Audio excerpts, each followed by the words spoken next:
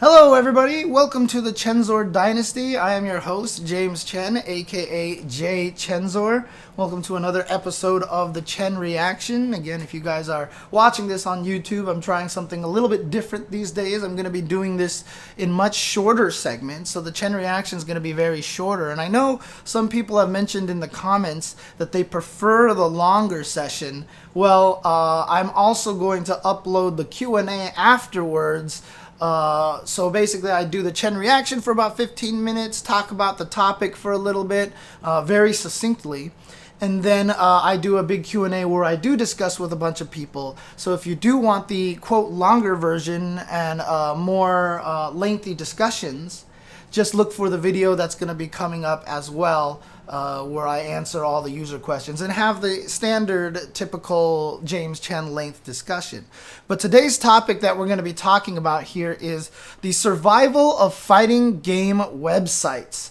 And the reason why that I'm bringing this up is this was a topic that I kind of wanted to talk about before, but something just happened today that kind of spurred on this discussion.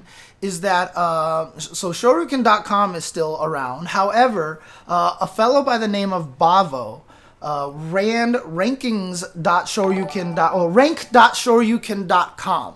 So he ran a Shoryuken.com affiliated ranking site where he just took the players, their results from tournaments, and ranked the strength of the players himself between every game. And there was a lot of really good stats there. You could find a lot of good information, how they placed in all these different tournaments. He had his own system of weighting the different tournaments and assigning point values to them. He had, all-time rankings. He had basically like scaled rankings for more recent events having more points, so you had a more current relevant ranking, etc., etc. It was such a useful website, and on its heyday would actually get a lot of views and get a lot of page visits. However, things are starting to change drastically in the ecosphere of everything, right? There's a lot of sites out there. Smash.gg, of course, culminates a bunch of information. Also, all the games themselves, because of world tours, have their own ranking system, right? So now whenever people want to go and look up who's the strongest Street Fighter player, they usually go to CapcomProTour.com as opposed to going to rank.shoryuken.com. And so Bavo, the guy who's been running it on his own dime for a very long time, basically has decided to shutter his site. If you actually go to SRK rankings, let me make sure I have that right on Twitter over here. Twitter.com/SRK rankings. I should have wrote this down ahead of time. SRK ranking. There it is. Okay, so if you go to twitter.com/SRK ranking, all one word without any spaces in there, you will find the pinned tweet from Bavo, the guy who's been running the site, and all of the information, and he has a very long blog post about the accomplishments of SRK ranking and why he's shuttering it and why he's deciding to put it to bed, basically.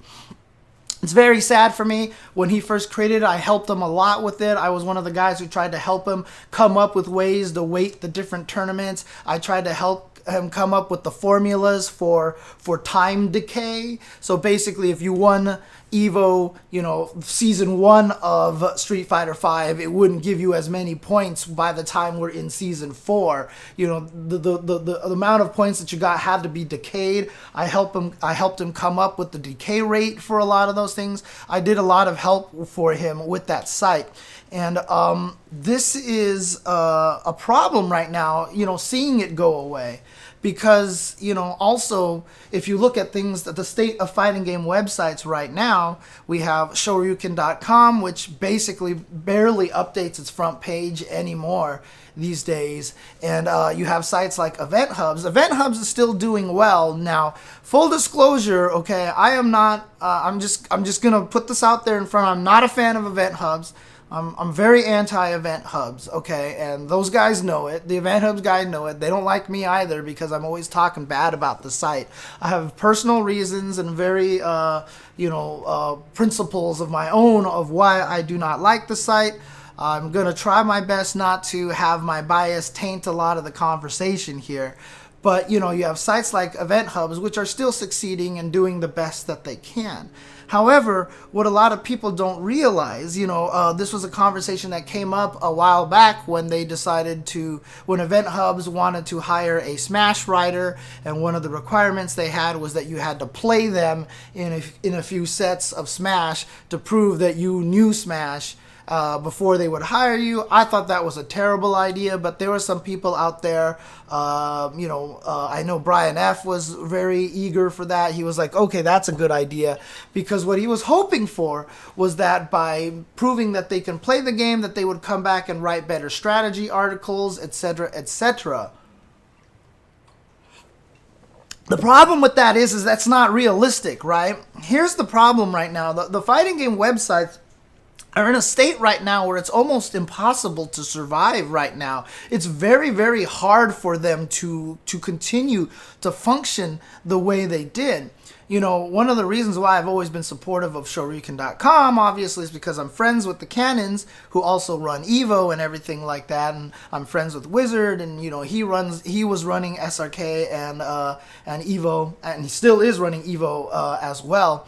And I used to contribute to Shoryuken.com. It was a great place. It had the forums and all these things like that. And what a lot of people don't realize is during the heyday of Shoryuken.com, when the forums were kicking, okay, and let me tell you, when I say that they were kicking, they were kicking. I mean, there were thousands and thousands of people on the Shoryuken.com forums at any given time. And that wasn't even necessarily talk about fighting games. They were in the general discussion stuff. And I think that was like the most popular sub-channel of the forums, right? People were always in there. And I remember in Street Fighter 4, the Cammy forums, the Cammy sub-forums were just rocking. I was in there every day helping give advice for Cammy players, and having people give me advice for Cammy as well. And it was really, really active in there. But the thing is, during that point of time, one of the hardest things was what a lot of people didn't realize is that bandwidth is expensive, right? Hosting a site that gets that kind of bandwidth, to make sure it can handle the bandwidth, to make sure that it doesn't go down, to make sure that the host has the ability to support it, is very, very expensive. Very, very, very, very expensive. And in fact, when Shoryuken first started, they kind of got away with it because the guy who runs Texas Showdown, Javi SRK, hosted the website at his work. And so they were using the work servers to host the website. And then eventually Javi's boss kind of found out and was like, Javier. And Javi was like, and the boss was like, just stop and don't do it anymore. We're all cool. And that's basically what happened. And so eventually they had to get their own place. But that was even before Shoryuken grew to what it was. By the time Shoryuken got to the point that it was just extremely, extremely popular, I kid you not, Shoryuken.com cost the Cannons thousands of dollars every month. Okay, it was every month that they were spending thousands of dollars to keep the site up and to keep everybody visiting it, right? This was even before there was a lot of Google ads and all these other things like that. And so it was costing them a lot of money. So again, another reason why I support the Canon so much, because I know how much they've done for the community just out of their own pocket, right? How much work they've done. So eventually, the site they couldn't do this. They couldn't do it anymore, right? And so they got somebody else on board, Kaneda, who came and helped, start implementing a lot of the new ad techniques, that where you see that the complex bar or whatever at the bottom of the website and everything like that. That was designed to help keep the website afloat, having all the ad revenue and everything like that. So Kaneda helped do that. They also made the front page a lot better. So the front page started to have a lot more information. So what ended up happening is Shoryuken started not basically leaking money like a sieve, like a faucet, just like pew, money all the way. But then what happened was everybody started getting mad because of all the intrusive ads on the website, right? So once the ads started becoming intrusive, that's what kind of started driving a lot of people to Event Hubs. Event Hubs was brand new. It had a lot of the same front page content. And so a lot of people jumped over there. And, you know, the ironic part was I said very early on, I was like, look, if you guys hate the ads and you all start running to Event Hubs, trust me, Event Hubs is going to have to start running all the ads themselves as soon as you start giving them the views. So whatever you're trying to avoid is going to happen to the other side as well. Sure enough, Event Hubs eventually started running its own versions of intrusive ads, and then people got mad at that as well. So the cycle is going to perpetuate. But the thing about it is, this is all a problem, right? Because what you end up having is you have a website, and if you get a ton of views on the website, it's going to cost a lot of money. There has to be a way to recoup the losses for lots of reasons. One, just to even keep the site hosted. And the more important part is to give the site good content, right? Because the hardest part about it is you need writers writing for these sites. And that's the hardest part. You know, Ian Walker was the main editor for Shoryuken.com at one point in time. Before that, it was Keats. So Keats was the main editor for a while. He was doing a great job keeping the content going. Then Ian Walker took over for Keats, and he was doing a great job. And eventually Ian left. And then from there, a bunch of people, different people took it over and tried to make it work, and it just didn't work. And what happens is it's almost kind of predatory, because you have to have the money to pay the writers to be able to write good content. But the problem is the site's not generating any money. So what are you supposed to do? Well, how are you supposed to handle the situation? See, the tricky part about these kind of news aggregate sites, what a lot of people don't realize is these sites don't sell anything, right? They're literally selling nothing. And so as a result, it's hard for these sites to make money back, right? You get a lot of sites that have a lot of visitors. They sell product. They're there to either be a commercial for something else or an ability to sell product, right? Popular sites will eventually sell merch and everything like that. I know Shoryuken tried to sell merch, probably wasn't as prolific as people would have hoped it would have been, you know, and it's a tough situation. And so what you end up with is a situation where now it affects the content that you create, right? Because now when you're not making a lot of money, you got to rely on ads. And to get ads is you need people to come and visit. And so to get people to come and visit your site, how do you do that? By sensationalizing the news, right? A lot of people critique Event Hubs for a lot of their articles, right? Like they're making articles out of people's tweets, and they make articles out of really like just minor things that seem like they shouldn't really be getting an article about, but people click on those because they like drama, they like weird stuff, right? So Event Hubs is doing their best job to try to stay afloat by just creating content that gets people to join. When Ian and when Keats were running SRK, they would try to find ways to write these long, meaningful articles, and they would write these long, meaningful articles. But trust me, they did not get the views that a lot of the other articles that were more like, oh my God, this person complained about, like Leffen talks about Ultimate and says really bad things about it. Check out this video, you know, stuff like that. Clickbait, exactly, Albedo. It's basically all clickbait at that point in time. And so there's a reason for that, because that's the only way to get the revenue, because that gets people onto the site, that gets people to have the ads there actually give you money. And so it's this weird cyclical problem. And again, you know, one of the things that I do on this Chen Reactions, I bring up these problems. But look, if I had a solution, then I would have already come up with a solution to help Shoryuken.com. I don't have a solution. I don't know what the solution is at this point. It just comes down to we have to support the sites that bring us good content. We have to support the content that we want. The reason why I brought up Brian F. earlier is because he was saying, well, you know, if they force you to be a good Smash player, maybe they can write more strategic articles. And I was like, that's great, but they're not going to write strategic articles because nobody reads them. Nobody goes to these sites. Nobody's going to pass by one of these articles on Twitter and be like, oh, event hubs, here's a strategic way to take advantage of this, they'll be like, they'll like it and it'll get lost in their likes because they'll think about reading it later. But if you scroll down and it's like, Leffen says the most unimaginable thing about Smash Ultimate, you're like, whoa, what did he say? And then you click on it and you're going to go check it out like right away because you just want to see what the hell is going on, right? And so, again, it's kind of like in almost the exact same way I had talked about, supporting developers who create good content in their games. We have to figure out a way to support these sites, these new sites, for creating the content that we want.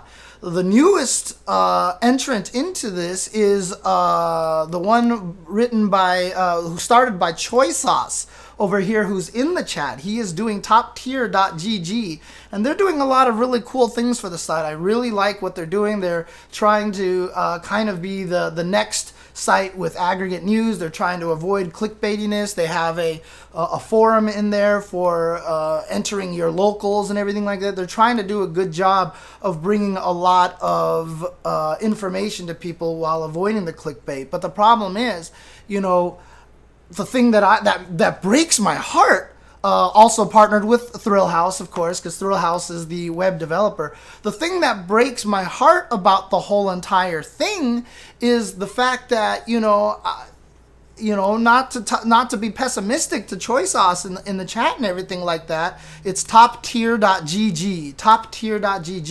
And see Tech Crazy Max in the chat says, what's the site again?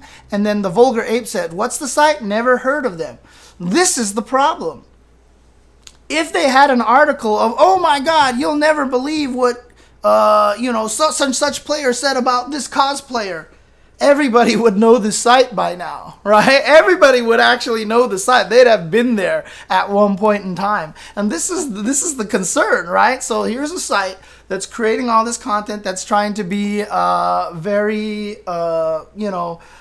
good for the fighting game community, and it's going to be tough for them. It's going to be very hard because they're trying to go the I guess honest route, the non-clickbaity route, and I think that's actually kind of tough, and that's going to make it hard to survive. But as people, as the consumers of this content, we have to support the content that we want to see. Otherwise, the sites are never going to be able to survive this way. Shoryuken.com doesn't have a front page anymore because they just couldn't pay their writers anymore. Literally, the writers just all had left because you just can't do it for free. That's a lot of work to write these articles. I don't know what the situation is with event hubs and what their financial situation is on how they're able to continue paying their writers and stuff like that. Maybe they're doing it successfully through the ad revenue. But again, that's the way that it has to be, and it's probably succeeding because they do have a lot more clickbait. A lot of people like to talk smack about event hubs, calling it event scrubs or whatever. Oh, this site sucks and everything like that. But the truth of the matter is that's the content that people click on. That's the content that people read. So again, if for sites like SRK Rank, rank.srk, it's a great site, great resource. There's another one, FGCBattles.net, that's run by Maxo Plata, that has a lot of great information there. A lot of people don't know about that site's existence, even though David and I have brought it up on commentary before and everything like that. It's really, really hard. It's really, really hard for sites like that to survive and to make it. And that is the problem with the current state of these websites. And I know we all want better content. We want articles. We want someone to sit down and write these really in-depth, cool fighting game articles, but nobody reads them, right? Nobody reads them. So the question to ask then is, how do we solve this problem? How do we get sites to be able to survive with this kind of content? Well, it's a multiple thing, right? They've got, people have to show that these are the kind of things that we're looking for. These are the things that we're supporting. And then secondly, these sites probably have to do more with their branding. They probably have to do more to get people to be loyal to the brand, to the site. so that they can sell more hoodies, they can sell t-shirts, they can sell product, right? They need to try to get stronger partnerships with existing products out there, but all of this is all hard. It's a lot easier said than done, and I'm not sure how to get it to work. And yeah, don't worry, Antiparticle. I'm never going to have an interview on Event Hubs because they're not going to ask me, and I'm not going to accept anyway. Hang on one second. So yeah, it's a tough situation. It's a tough situation for these sites out there.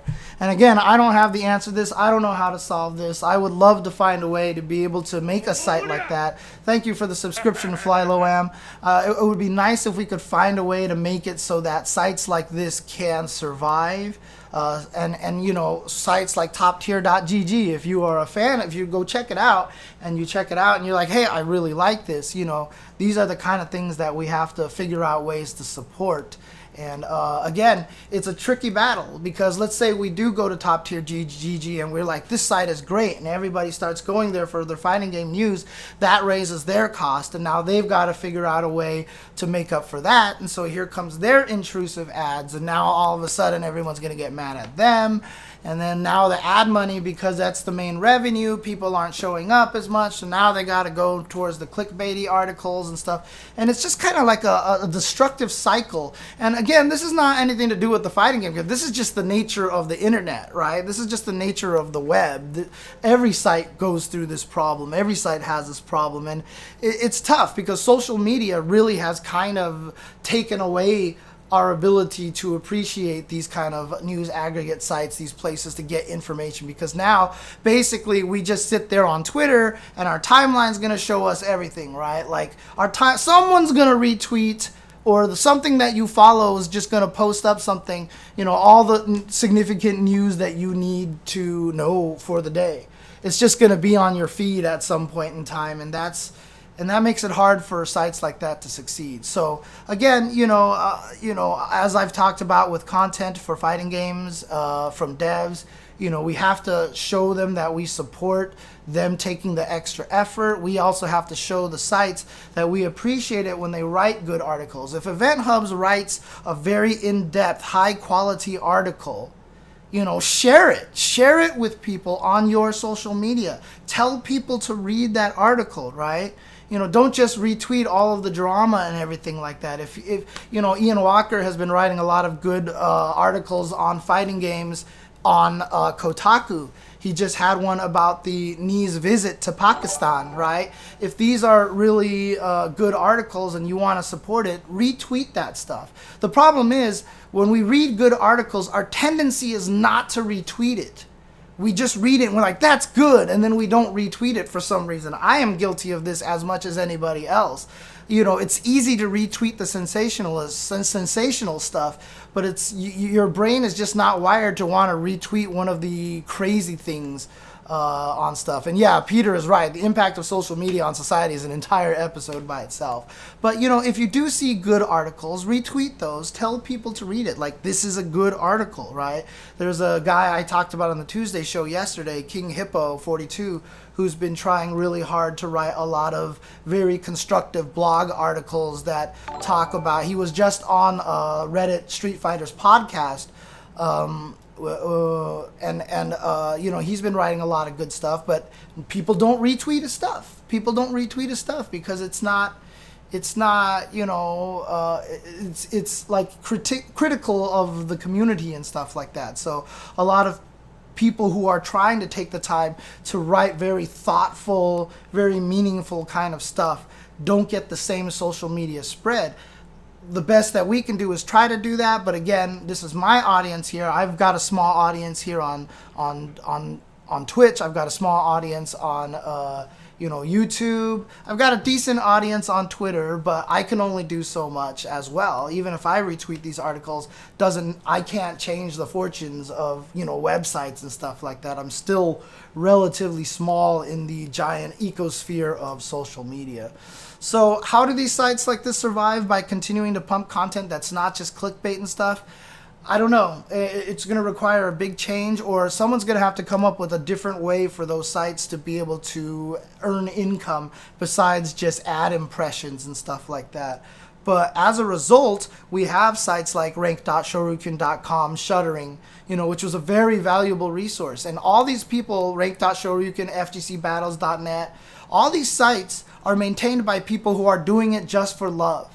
And they're hoping they can turn it to something bigger, but it never pans out that way. And unfortunately, doing it for love can only last for so long.